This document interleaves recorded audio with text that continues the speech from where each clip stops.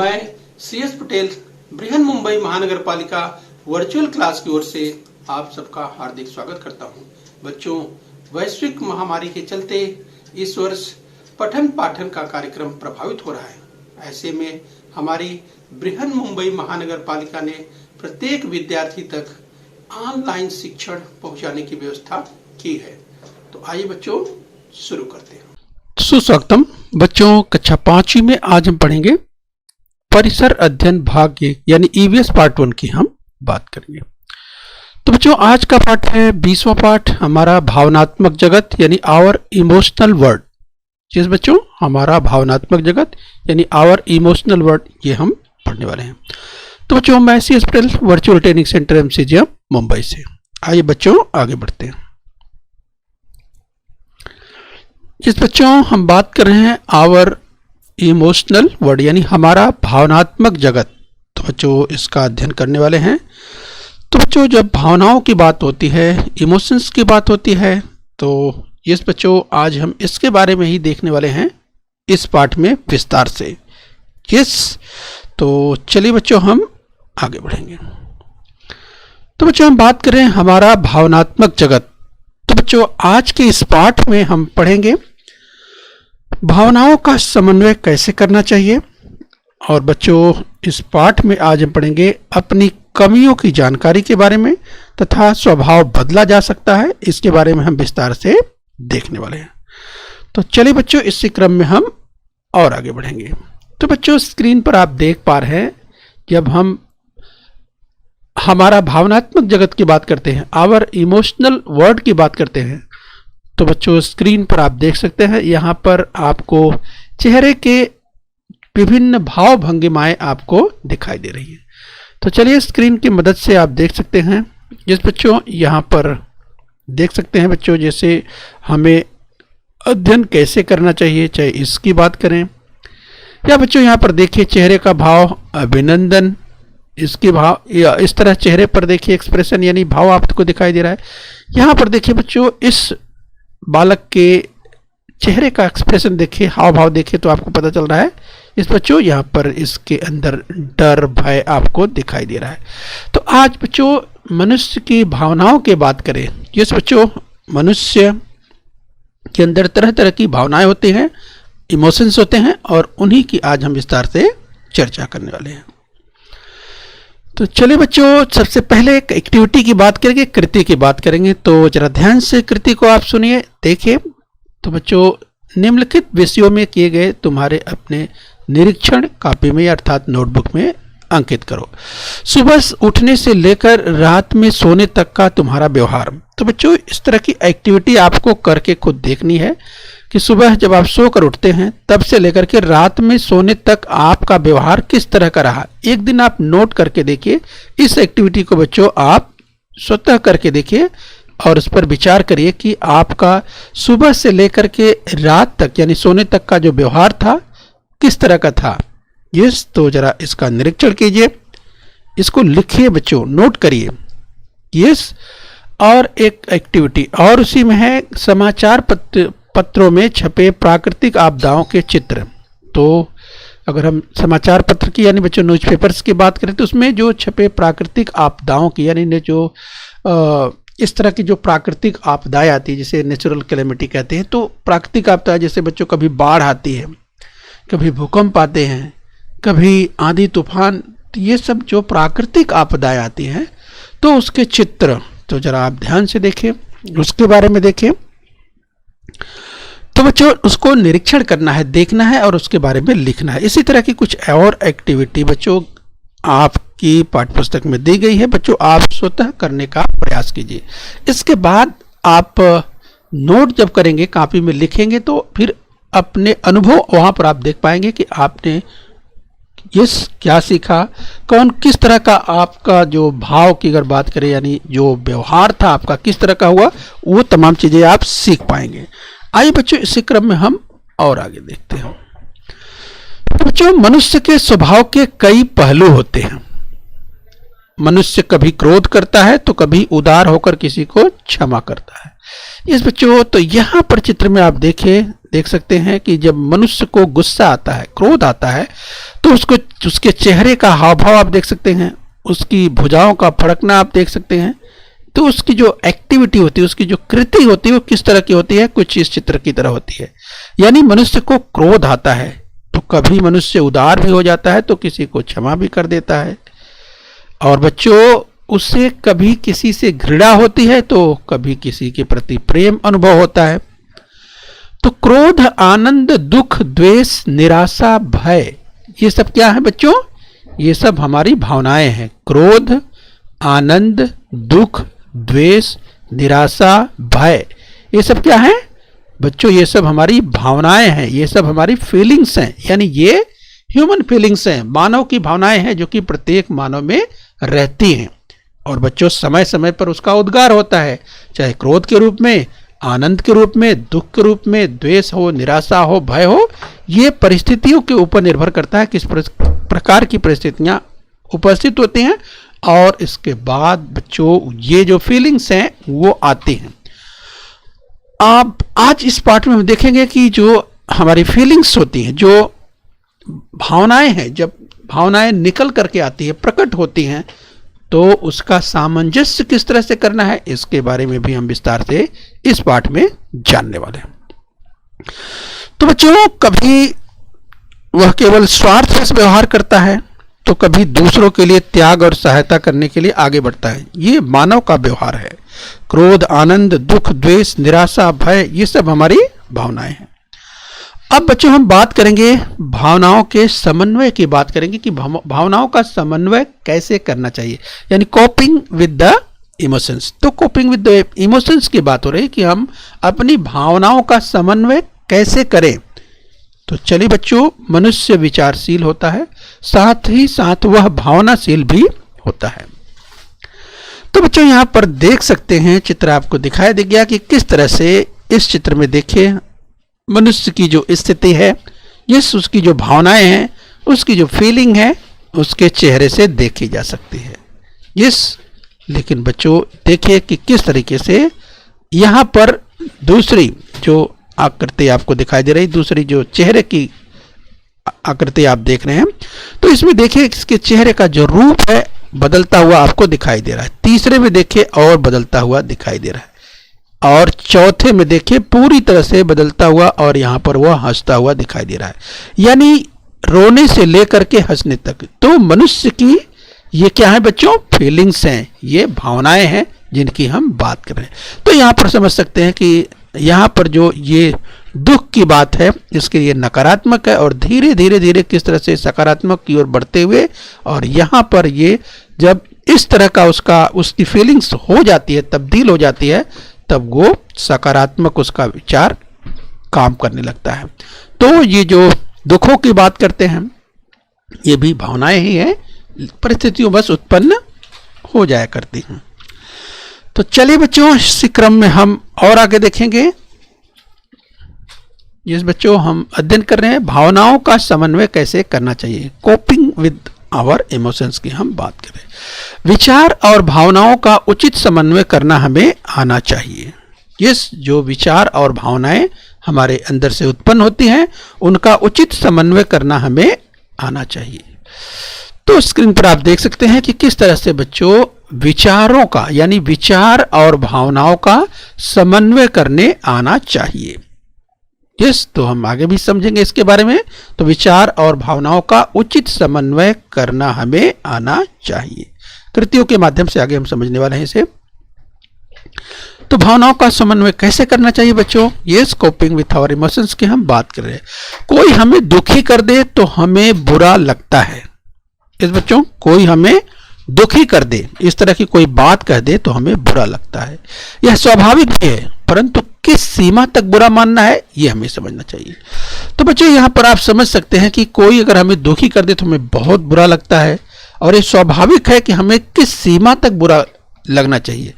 जैसे बच्चों, अगर हम बात करें कि चाहे उदाहरण आप समझ सकते हैं कि आपके घर में बच्चों किसी बात को लेकर के, मान लीजिए आपके घर में कोई सदस्य हैं जो आपसे बड़े हैं, किसी बात को लेकर गुस्सा हो गए।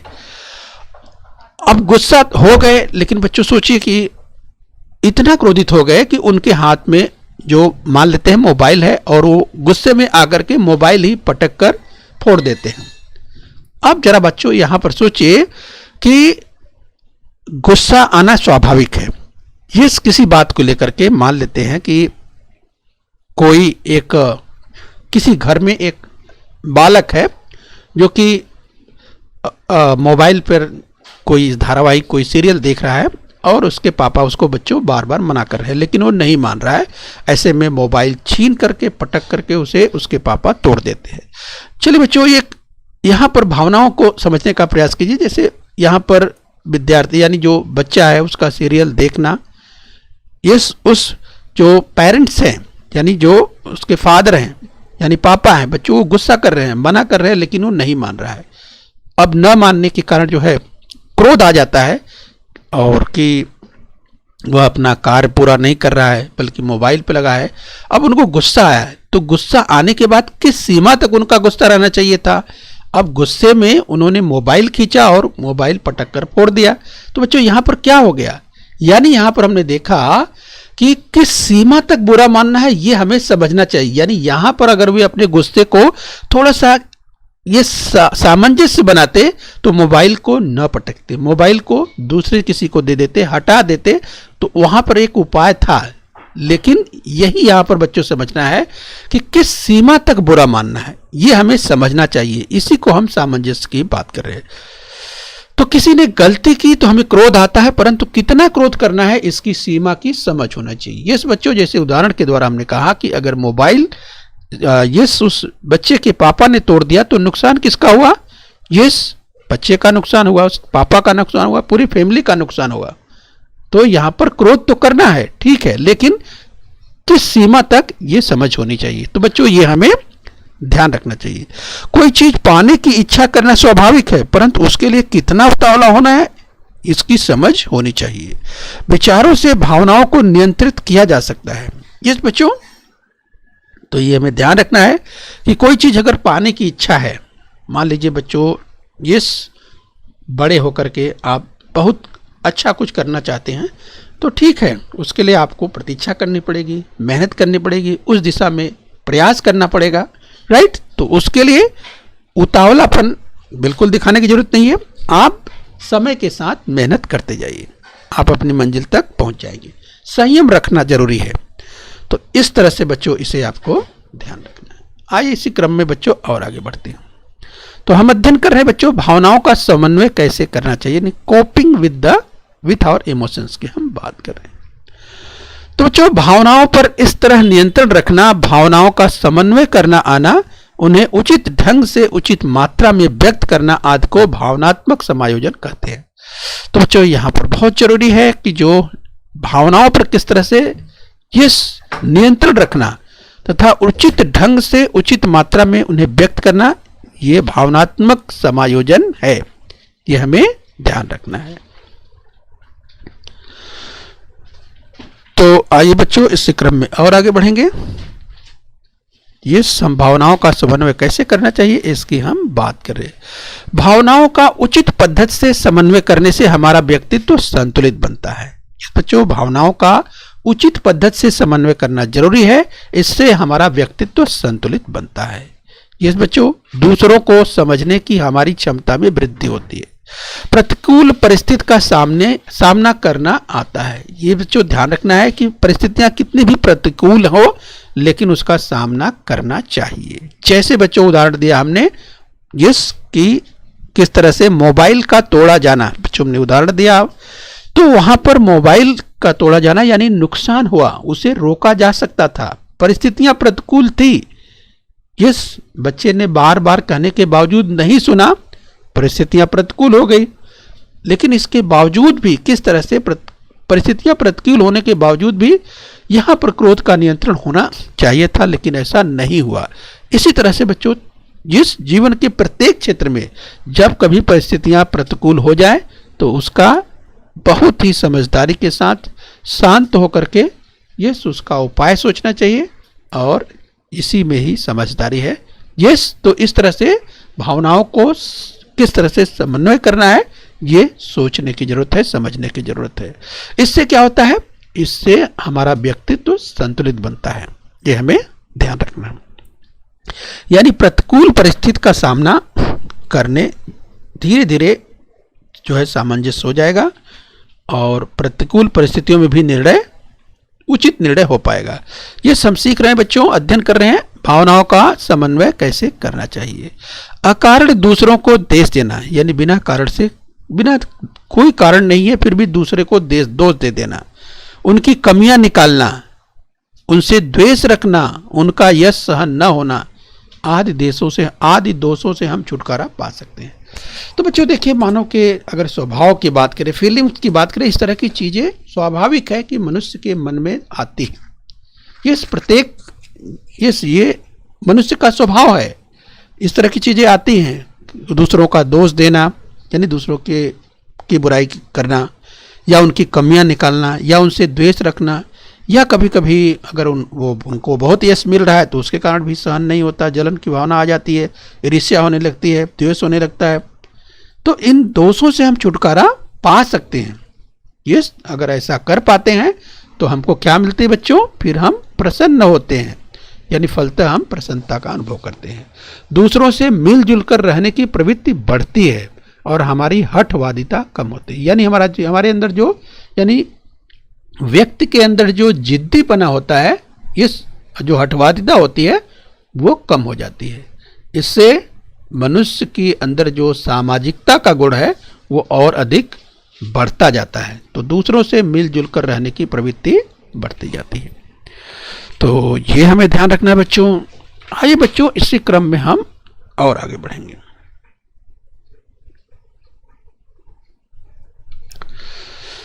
चलिए बच्चों, एक कृति है, जरा ध्यान से देखिए, बताओ तो, यानी आपको बताने का प्रयास करना है, इन अवसरों पर तुम क्या करोगे। चलिए बच्चों ध्यान से देखिए, रणजीत और अभय में इस बात पर विवाद हो गया है कि पहली बेंच पर कौन बैठेगा। दोनों बहुत क्रोध में हैं, एक दूसरे का बस्ता उठाकर फेंकने की स्थिति में है। तो बच्चों अगर ऐसी स्थिति है कि ये दो विद्यार्थी है, रणजीत और अभय, और दोनों में विवाद हो गया है बच्चों, किस बात पर, कि पहली बेंच पर कौन बैठेगा। यस, और दोनों में बहुत क्रोध है, यानी झगड़े की स्थिति आ चुकी है, एक दूसरे का बस्ता उठाकर फेंकने की स्थिति आ चुकी है। तो ऐसे में इन अवसरों पर तुम क्या करोगे। तो चलिए बच्चों, यहां पर आप सोच सकते हैं कि अगर आप ऐसे में हैं तो आपका वहां पर क्या निर्णय होगा, आप क्या करेंगे।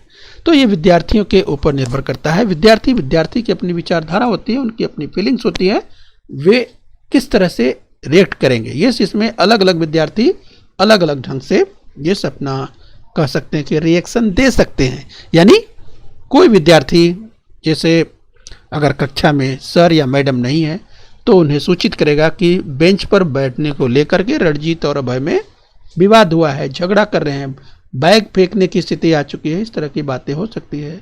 और कोई और विद्यार्थी जिस साथी विद्यार्थी हैं, सहपाठी हैं, साथ पढ़ने वाला है, तो उन्हें समझा भी सकते हैं कि ऐसा मत करो, ये ठीक नहीं है। तो बच्चों इस तरह तरह की बातें आ सकती हैं। तो चलिए, आपका अपना विचार क्या है, इस पर आपको चर्चा करना है।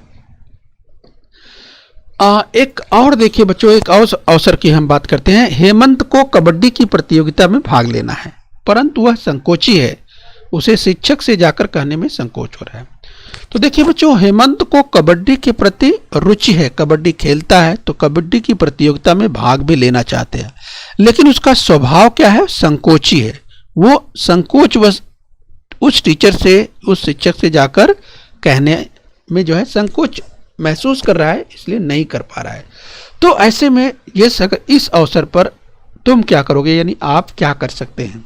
यानी हेमंत कबड्डी की प्रतियोगिता में भाग लेना चाहता है, लेकिन संकोच बस वह शिक्षक से जाकर नहीं कह पा रहा है, तो आप क्या करेंगे ऐसे में।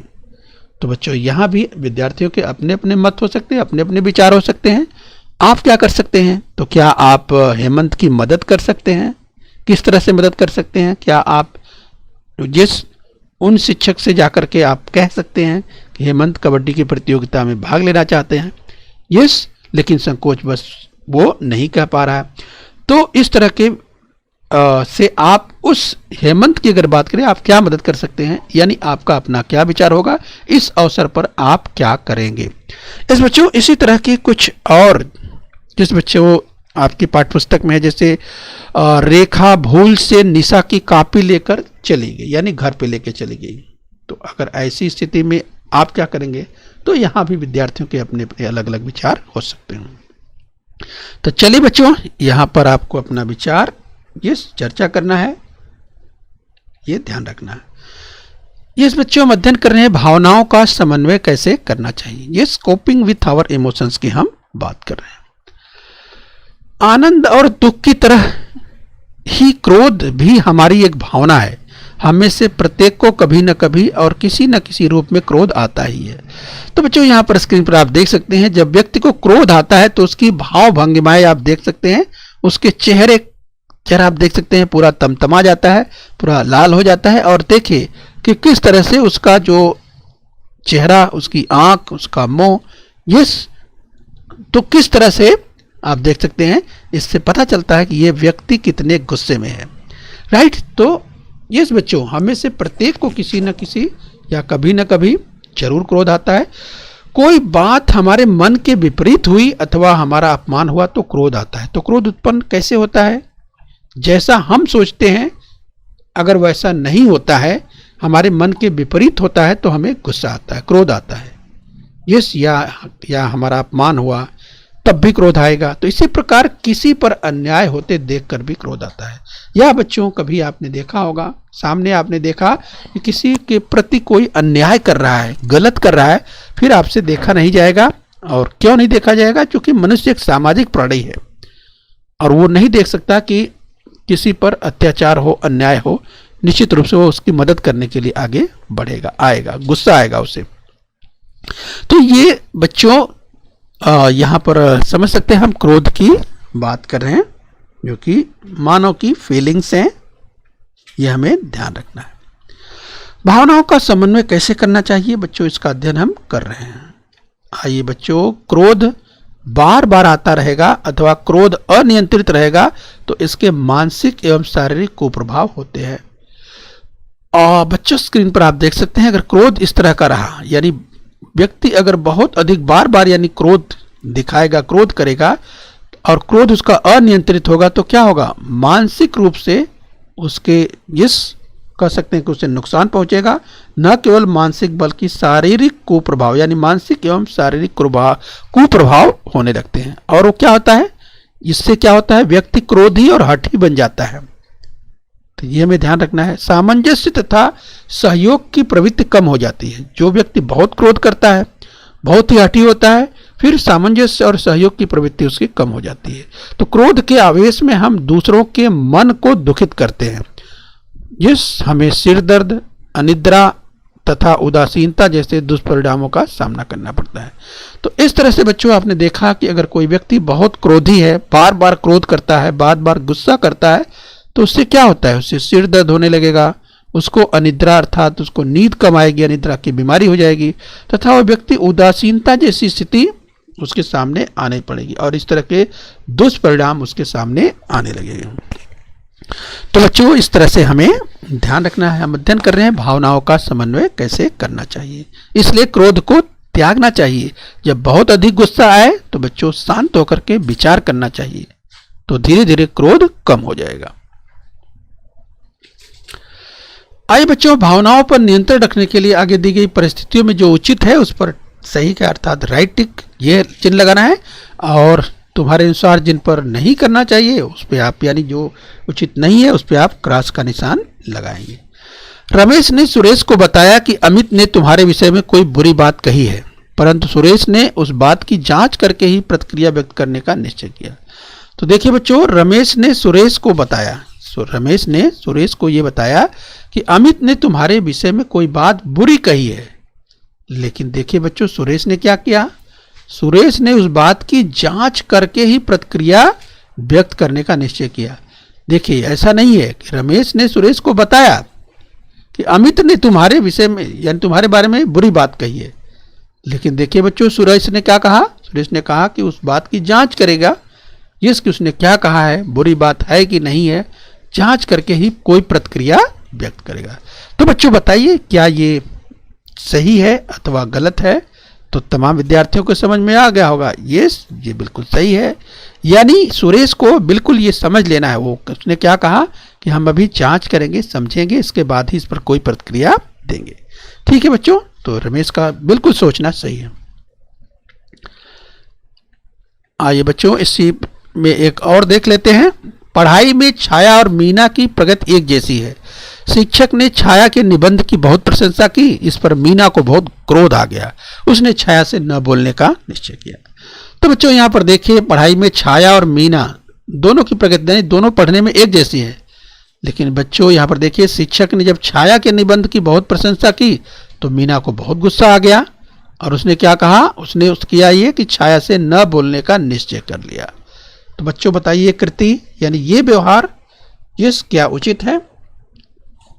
तो बच्चों आपने समझ लिया होगा कि ये व्यवहार अनुचित है, उचित नहीं है।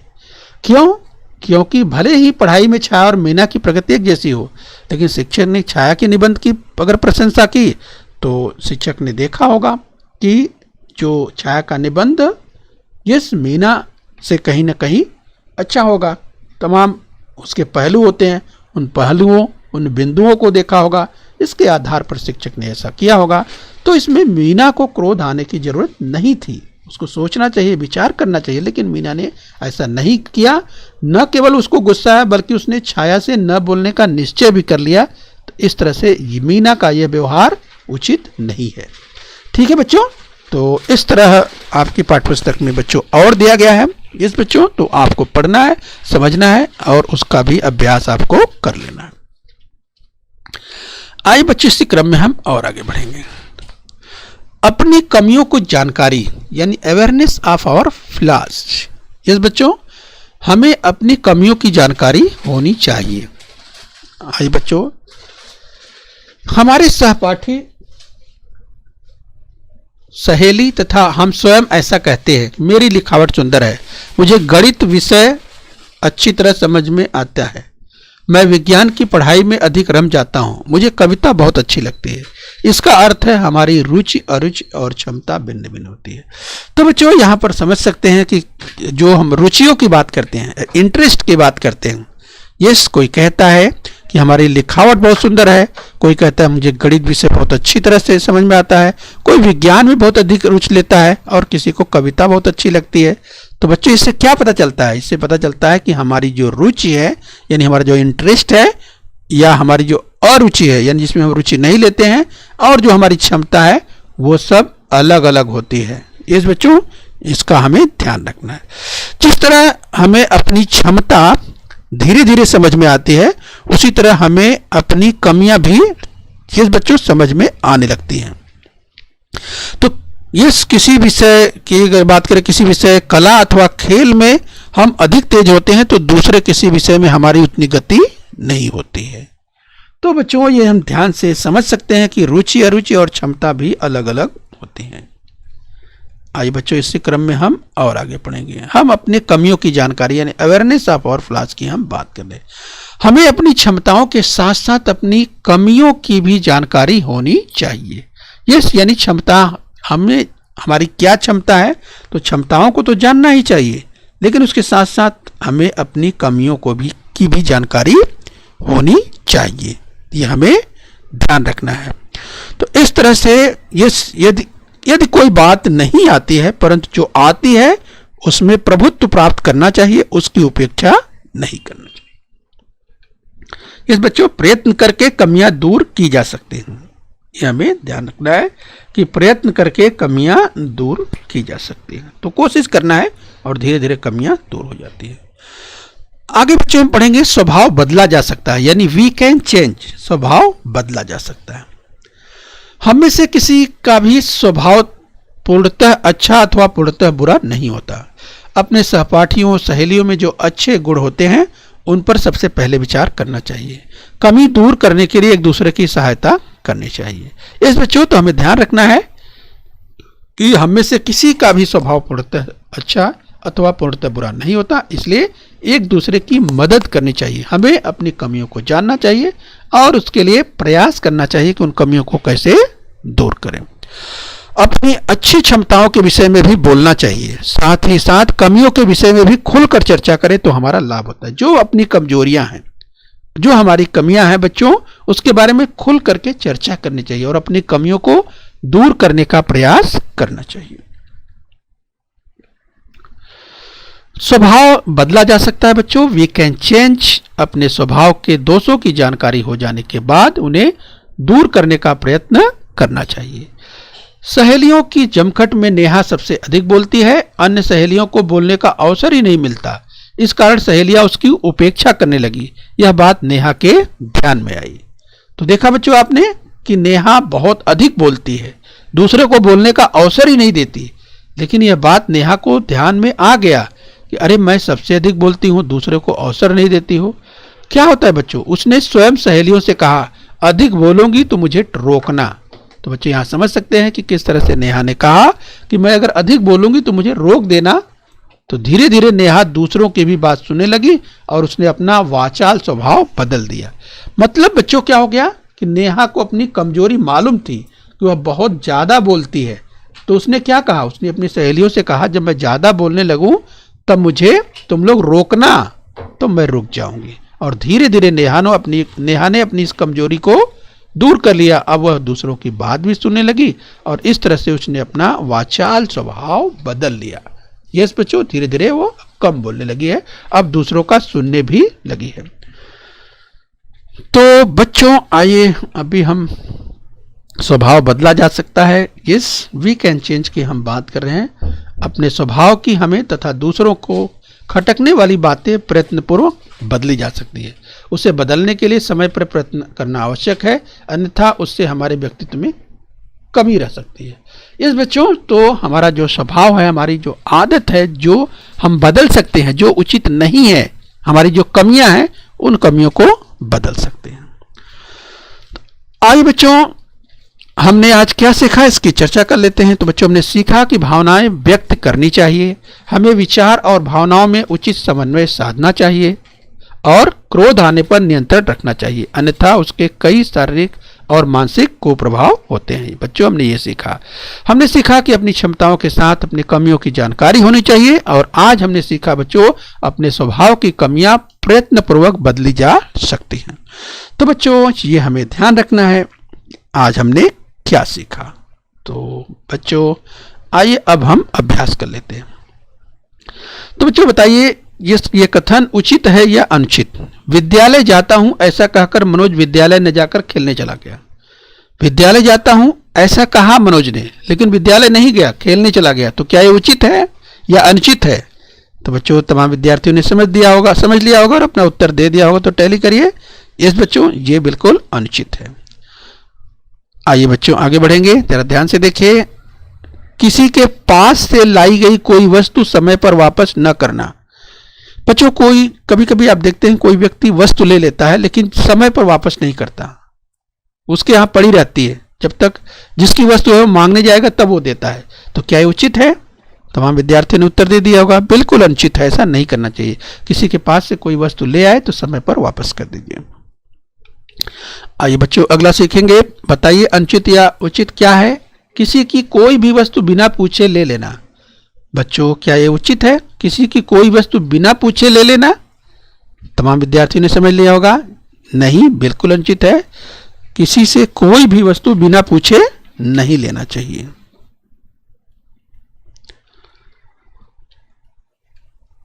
चलिए बच्चों लास्ट में एक और कथन देख लेते हैं। बताइए अनुचित है या उचित। बातचीत के समय अपशब्दों का प्रयोग करना। तो बच्चों बातचीत के समय अपशब्दों का प्रयोग मतलब बच्चों जो अनुचित है, एक प्रकार से गाली गलौज जैसा, इस तरह बातचीत करते समय प्रयोग करना चाहिए। आपने समझ लिया होगा। तो बताइए बच्चों ये उचित है या अनुचित। तो तमाम विद्यार्थियों ने उत्तर दे दिया होगा। तो चलिए बच्चों अपना उत्तर टैली कर लीजिए। ये बच्चों अनुचित है, बातचीत के समय अपशब्दों का प्रयोग नहीं करना चाहिए। यस, तो बातचीत के समय अपशब्दों का प्रयोग करना ये अनुचित है। तो ओके बच्चों उम्मीद करते हैं आज के पाठ को आपने समझ लिया है। बच्चों बृहन मुंबई महानगर पालिका के चैनल को सब्सक्राइब कर लिए और बच्चों खूब मेहनत कीजिए। बच्चों, बृहन मुंबई महानगर पालिका के इस चैनल को सब्सक्राइब कर लीजिए और बेल आइकन प्रेस कर लीजिए। तो बच्चों, हम उम्मीद करते हैं यहाँ तक आपने समझ लिया है। आगे फिर मिलेंगे। आज के लिए इतना ही। Thank you very much.